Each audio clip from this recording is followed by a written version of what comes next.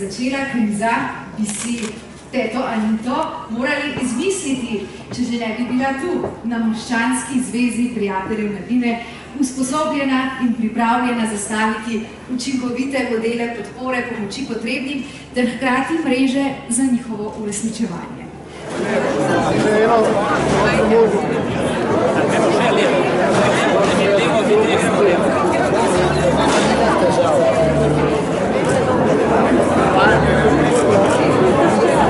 Danes ste postal častni občan mesta Ljubljane. Kaj vam to pomeni? Meni pomeni ogromno. Ljubljana je ne samo naše, ampak tudi moje mesto. V njem živim celo življenje.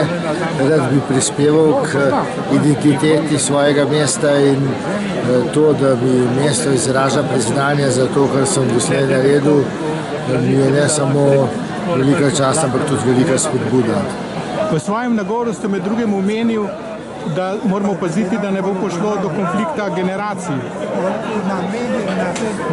To mislim, da je velik problem. Jaz slej, ko prej mislim od mladinskih časov naprej, da prihodnost pripada mladim generacijam in če pogledamo, danes je veliko mladih v zelo nehvaležnem položaju, da morajo upravljati prekarne zaposlitve. Se pravi, nimajo stalnih delovnih razmerij, ne morejo vzeti kreditov, ne morejo dobiti stanovanj in na ta način pridejo v položaj, da se ne radi, pa redko poročijo, da ne ustvarjajo družin.